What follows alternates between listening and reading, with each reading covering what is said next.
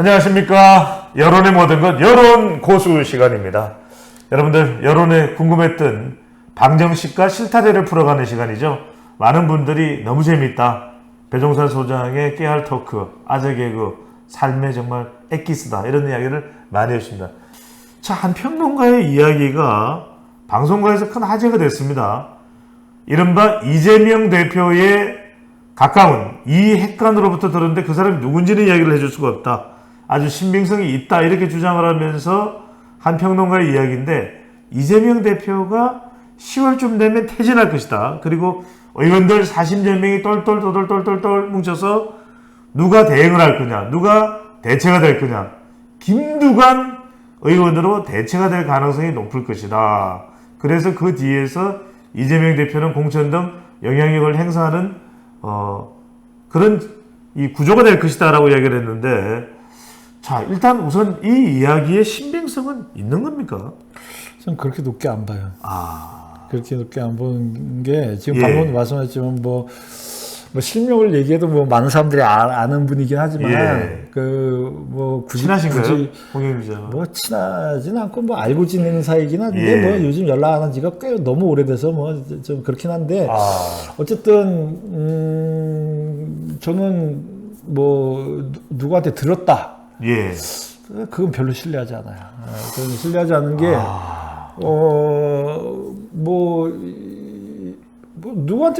누구한테 들었는지도 확실하지 않잖아요. 그러니까요.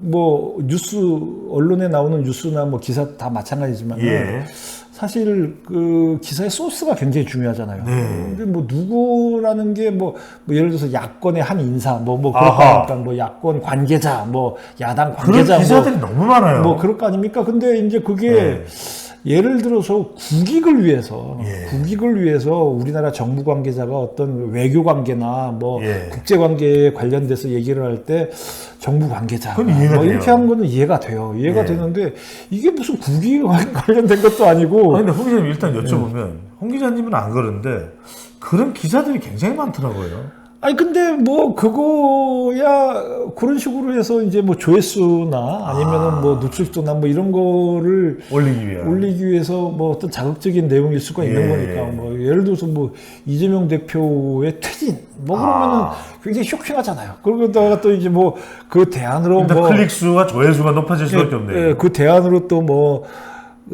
김두관 의원까지 뭐 이게 실명까지 나오고 뭐 이러면은 뭐 상당히 또 신빙성이 있어 보이니까. 그런데 문제는 누가 얘기했는지에 대한 신빙성은 없단 말이죠. 그래서 그거는 저는 그렇게 높게 보지는 않고, 아니 뭐 꼭 그게 아니더라도 지금 뭐 사실 이재명 대표의 퇴진과 관련해서 뭐 연말, 이 평론가의 이야기와는 무관하게도 10월이 실제로도 위기다, 이런 이야기를 또 계속 나오고 있는 겁니다. 기존에 나왔죠. 기존에 뭐 이제 추석 이후에 나오긴 하는데, 기존에 나왔던 가장 큰 이유 중에 하나는 여러 가지 이제 그게 있지만, 8월은 상당히 이제 민주당이 불안해하다. 이제 8월 불안설이죠. 이게 지금 쌍방울 대북송금 관련해서 8월 8일 날에 이제 뭐 그게 있죠. 이화영 전 부지사의 재판이 있고, 이제 그때부터 그러면은 이 건과 관련해서 이재명 대표한테 그 체포동의안이 또 청구가 될 거다. 이제 그때 저번 2월 달에는 그거였죠. 이 대장동 관련한 거였죠. 그리고 또 그러다 보면은 이제 이 체포동의안과 관련해서 상당히 민주당이 불안해진다. 불체포 특권 포기 이야기를 했으니까요. 그리고 또 이제 그 10월 위기설은 그거였죠. 이제 그 공직선거법 위반. 이제 이재명 대표가 이제 이 선거 과정에서 했던 이제 말들의 이제 거짓 논란, 뭐 그게 있었죠. 이제 그게 기소된 게 작년 9월 8일이다. 그러면은 이게 일반적으로 1년 내에 선거법은 이제 그 1심 선고가 내려지는 게 일반적이기 때문에, 이게 최소한 뭐 9월 초나 이 정도에서는 이게 판결이 나지 않을까. 예. 이제 9월 초 내지는 뭐 늦어도 10월 달 안에는 예. 그러면은 이게 이제 만약에 아하. 이게 이제 그 1심 선고에서 그 유죄가 난다면 공직선거법입니다. 공직선거법 관련 유죄가 난다면 그러면 국회의원직도 상실되고 당대표직은 유지할 수 있을지 모르겠습니다만 국회의원직 상실되고 그리고 5년간 피선거권이 박탈되기 때문에 자기 대선 후보로도 나갈 수 없게 되는 거죠.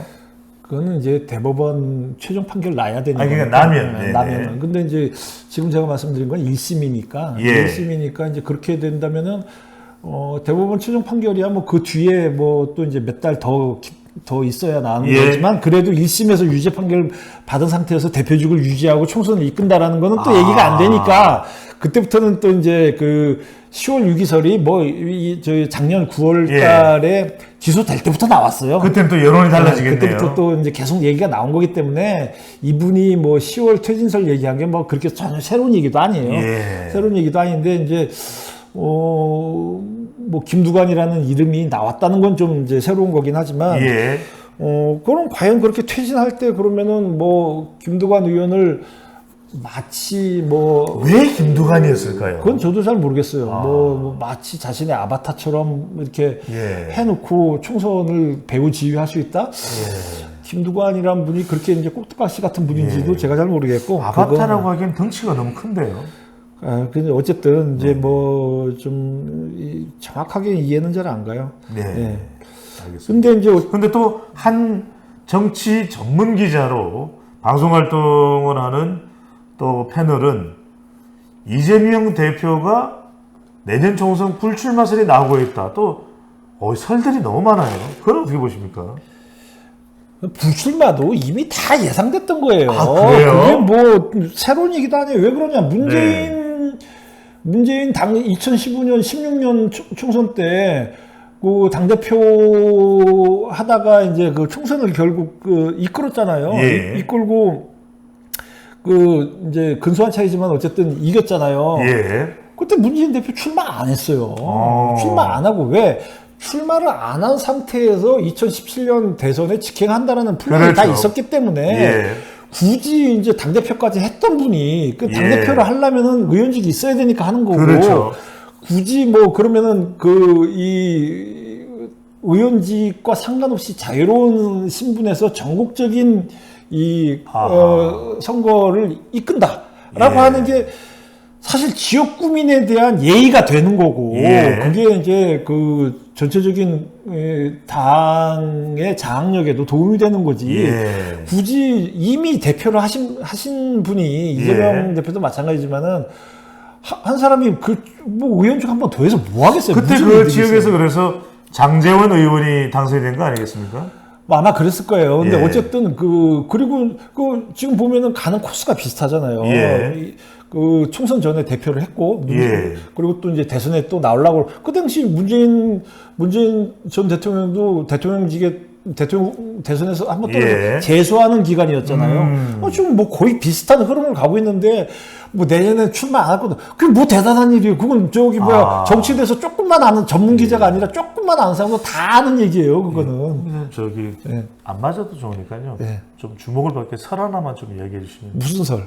아니 뭐 누구는 뭐 퇴진설, 누구는 뭐 불출마 쓰는데 선생님 우리 좀 조회수를 올려야 돼가지고 좀 설 하나만. 저는 그런 설 갖고 장사하는 사람은 아니에요. 전 있는 현상을 갖고 이제 분석과 해석을 하고 예. 그리고 이제 정확한 전망치를 내놓는 사람이 무슨 설 갖고 장사할 거면은 설은 말도 아니다. 그건 뭐 개밥이다. 네, 알겠습니다. 자, 선생님 한 가지만 더 여쭤본다면 결국 이재명 대표 체제가 내년 총선에 가장 결정적인 변수가 될 텐데, 자, 그러면 데이터로 쭉 보실 때 내년 총선에서 더불어민주당이 경쟁력을 발휘하기 위해서는 그래도 대안이 없기 때문에 이재명 대표 체제로 갈 수밖에 없을까요? 대안이 나올 것이다. 그거는 뭐 지금 쉽게 이제 전망하기는 어려운 부분이지만 최근에 또 이제 그런 썰이 또 하나 더 그러니까 그렇습니까? 있었던 게 예. 그 심평 변호사인가요? 뭐 예. 그분이 대통령의 멘토로 자처를 하신 분이죠. 자처니까 네. 저는 멘토라는 표현 쓰는 거 별로 안 좋아하는데 아, 아니 가르침을 받은 사람이 멘토라고 얘기 안 하는데 예. 왜 자처를 해? 그건 우리 말이 안 심평 되고. 변호사에 대해서는 자꾸 발언을 많이 하는데 압수수색에 들어가지 않을까요? 무슨 압수수색을 해? 말만 한 건데. 아, 그렇습니까? 뭘 압수수색을 해? 아니, 박용수 전 특검도 구속이 됐길래 뭘로 구속이 됐죠? 전 특검이? 50억 클럽인데. 그건 돈을 받았다는 혐의와 네. 논란 때문에 그런 거지. 지금 심평 변호사가 무슨 돈을 받았습니까? 그러니까 어디서 이제 얘기한 게 압수수색할 정도는 아니다. 진위 논란만 있는 거죠. 예, 그냥 알겠습니다. 진위 논란만 있는 건데 뭐 그걸 무슨 압수수색을 해요. 네. 근데 어쨌든 뭐 심평 변호사가 뭐 자기가 얼핏 들었는데 누구한테 그것도 이제 아까 얘기한 그 정치평론가랑 비슷한 맥락이잖아요. 예. 얼핏 들었는데 뭐 저기 국민의힘 뭐 전 지역구에서 다 대패한다. 특히 서울에서 다 진다. 예. 뭐 여론조사 해봤으니 진다. 뭐 방에서 여론조사를 해봤다면 그래서 뭐 방의 조사 결과가 심평 변호사의 손에 뭐 들어갔다 이렇게 봐야 될까요? 아니 얼핏 들었다잖아요. 자기도 얼핏. 자기도 손에서 봤다는 게 아니라 전해 들었다. 뭐 관계자한테 얼핏 들었다고 얘기했어요. 그 주진우 그 라디오에 나가서 예. 그러니까 얼핏 들은 거 갖고 지금 얘기하는 거잖아요. 아하. 뭐 보는 게 아니라. 근데 나는 그 국민의힘도 대응을 참 이상하게 한다고 봐요. 뭐 그게 전달될 그 위치에 있는 분이 아니라고 그랬잖아요. 여론사 예. 그 자료가. 아니 근데 자기도 전달받았다는 게 아니라 얼핏 들었다고 그러는데 아하. 뭐 얼핏 들었다는 사람한테 그런 얘기를 해. 그러니까 이제 어찌됐든 그러면서 더 심각한 얘기는 뭐냐면 윤 대통령이 당을 해체하고 예. 당을 다시 만든다. 그러려고 한다. 그런 썰까지 얘기했단 말이죠. 그게 결국 이것도 썰이잖아요. 이것도 썰. 근데 이제 그거는 그런 정도의 대통령과 관련된 썰이라면은 이건 이제 야당 대표에 관련된 썰도 마찬가지지만은 진짜 근거를 갖고 얘기를 해야지. 지금 근거가 부족한 상황에서 자, 이제 근거는 없더라도 그럴 가능성은 있습니까? 없다고 봐요. 대통령의 핵심 지지 세력들을 모아서 따로 창당을 하는. 없다고 봐요. 아니 저기 뭐 이런 말씀드리기가 좀 그렇지만은 만약에 그러면 박근혜 대통령도 2016년 총선 때 뭡니까 진박 예. 감별 옥새 들고 나르샤. 어쨌든 무슨 진박 논란이 굉장히 공천에서의 뭐 예. 논란 이런 게 있었잖아요. 그게 뭐냐면 총선에 개입했다 대통령이 그 부분 때문에 이제 탄핵 사유 중에 하나가 또 이제 그런 것도 포함이 됐잖아요. 예. 그때 윤 대통령이 그 검사 출신인 분이 그런 걸 모르겠어요? 아니 당을 새로 만들어서 총선을 치른다. 그럼 총선에 완전히 전면적으로 지금 대통령이 개입하겠다는 얘기인데 그걸 법적으로도 불가능한 일을 뭐하러 해요? 그거를 할 일이 없지. 알겠습니다. 전혀 그건 자, 날짜로 봐도 설보다는 추석이 가깝습니다. 네, 추석 같은 이야기. 얼핏이 아니라 풍성한 수확물이 있는 근거 있는 이야기가 대비됐고 바로 그 근거와 데이터를 제공해드리는 최고의 방송 여론고수와 함께해 주십시오. 구독 꾹 눌러주시고요. 대단히 감사합니다. 고맙습니다. 네.